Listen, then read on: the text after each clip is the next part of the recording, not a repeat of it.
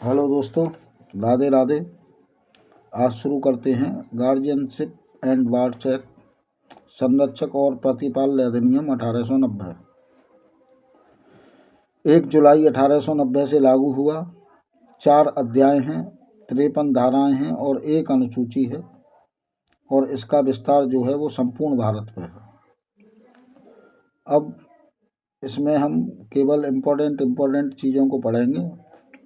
धारा 4 डेफिनेशन परिभाषाएं। धारा 4(1) अप्राप्त व्यय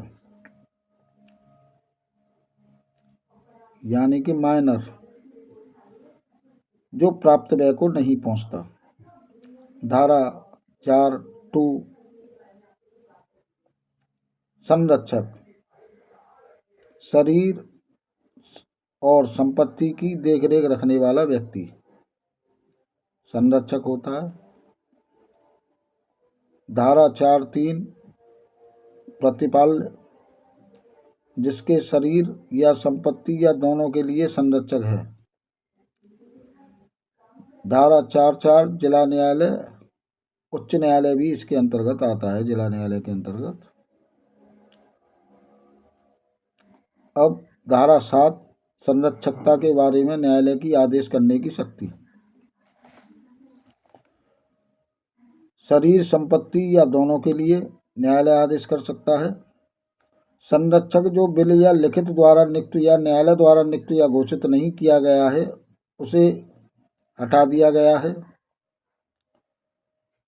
सब क्लॉज 3 जहाँ के कोई संरक्षक बिल या अन्य लिखित द्वारा नियुक्त या न्यायालय द्वारा नियुक्त या घोषित किया गया है, वहाँ उसके स्थान पर दूसरे व्यक्ति को संरक्षक नियुक्त या घोषित करने का इस अधिनियम के अधीन कोई आदेश तब तक नहीं किया जाएगा जब तक कि पूर्वोक्त नियुक्त या घोषित संरक्षक की शक्तियाँ इस अधिनियम के उपबंधों के अधीन परिवर्तित न हो गई हों। धारा 8 आदेश के लिए आवेदन करने के लिए हकदार व्यक्ति कौन कौन होंगे। नंबर 1 अप्राप्त व्यय का संरक्षक बनने के लिए वांछा या होने का दावा करने वाला व्यक्ति। नंबर 2 नातेदार या मित्र। नंबर 3 कलेक्टर और नंबर 4 प्राधिकार रखने वाला कलेक्टर। ये होंगे।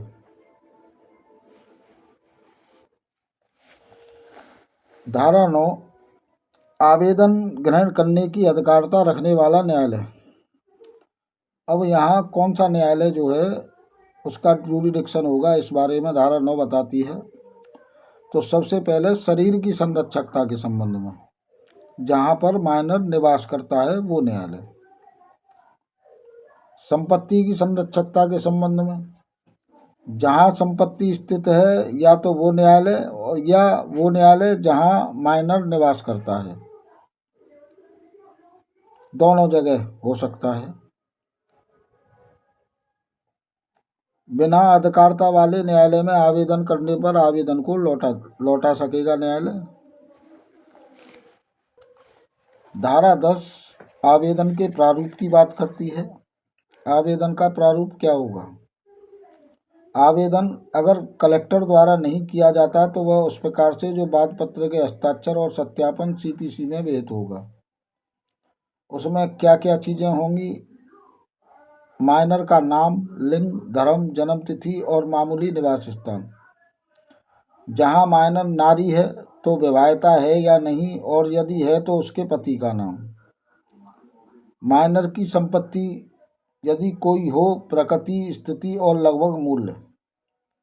माइनर के शरीर या संपत्ति की अवरक्षा या कब्जा रखने वाले व्यक्ति का नाम और निवास स्थान। माइनर के निकट नातेदार कौन हैं और वे कहाँ निवास करते हैं। सब क्लॉज 2 में कलेक्टर डाक से आवेदन कर सकता है।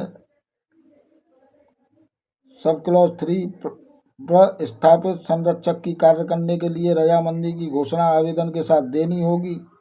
उस घोषणा को उसे हस्ताक्षरित करना होगा और वह न्यूनतम 2 साक्षियों द्वारा अनुप्रमाणित होगी।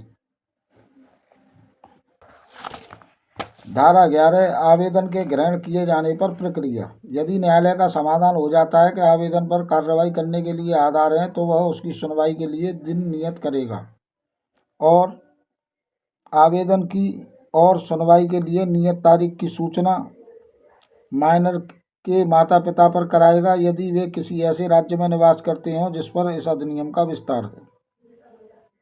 सेकंड, उस व्यक्ति पर यदि कोई हो कराएगा जो अर्जी या पत्र में माइनर के शरीर या संपत्ति की अवरक्षा या कब्जा रखने वाले के तौर पर नामित हैं।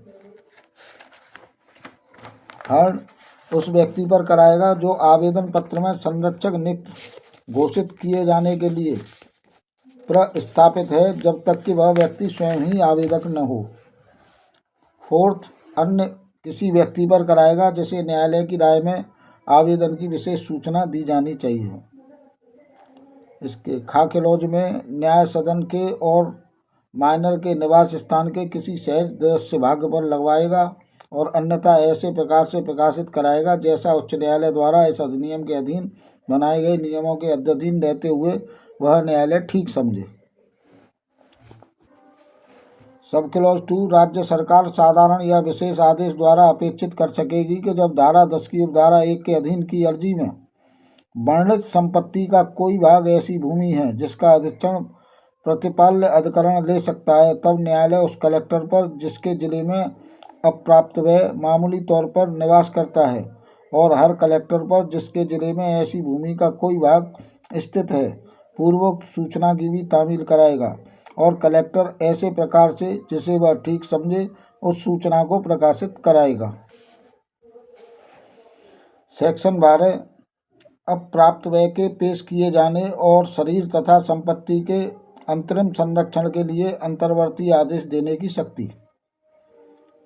नंबर 1, न्यायालय निर्देश दे सकेगा कि वह व्यक्ति यदि कोई हो जिसकी अभिरक्षा में माइनर है उसे ऐसे स्थान और समय पर और ऐसे व्यक्ति के समक्ष जिसे उस न्यायालय ने नियुक्त किया है पेश करे या कराए और न्यायालय माइनर के शरीर या संपत्ति की अस्थायी अभिरक्षा और संरक्षण के लिए ऐसा आदेश दे सकेगा जैसा वह उचित समझे।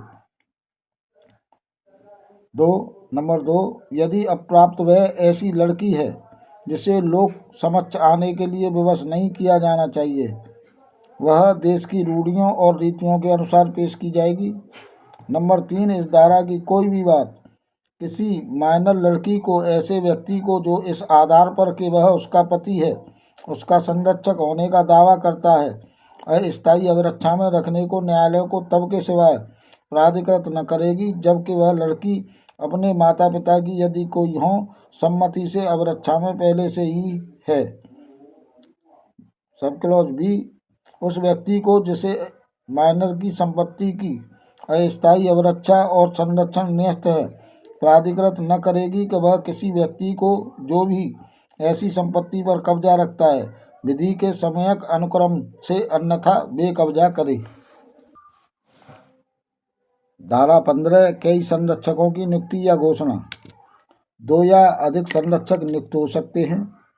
संपत्ति व शरीर के लिए अलग अलग संरक्षक नियुक्त किए जा सकते हैं। धारा 15 में बस इतनी सी बात है। धारा 16, न्यायालय की अधिकारिता से परे की संपत्ति के लिए संरक्षक की नियुक्ति या घोषणा। यदि न्यायालय अपनी अधिकारिता की स्थानीय सीमाओं के परे स्थित किसी संपत्ति के लिए संरक्षक नियुक्त या घोषित करता है तो जिस स्थान में संपत्ति स्थित है वहां अधिकारिता रखने वाला न्यायालय संरक्षक नियुक्त या घोषित करने वाले आदेश की प्रमाणित प्रतिलिपि के पेश किए जाने पर उसे सम्यक नियुक्त या घोषित संरक्षक के तौर पर प्रतिग्रहित करेगा और आदेश को प्रभावशील करेगा। धारा 17, संरक्षक नियुक्त करने में न्यायालय द्वारा विचारणीय बातें। क्या क्या बातें विचारणीय होंगी? अप्राप्त व्यय के कल्याण के लिए प्रतीत हो, यदि माइनर इतनी आयु का है कि वह बुद्धिमत्पूर्णता अधिमान कर सकता है तो न्यायालय उस अधिमान पर विचार कर सकेगा। न्यायालय किसी व्यक्ति को उसकी इच्छा के विरुद्ध संरक्षक नियुक्त या घोषित नहीं करेगा। आज के लिए इतना ही काफ़ी है। कल इसके शेष भाग को करेंगे। सभी को मेरी राधे राधे।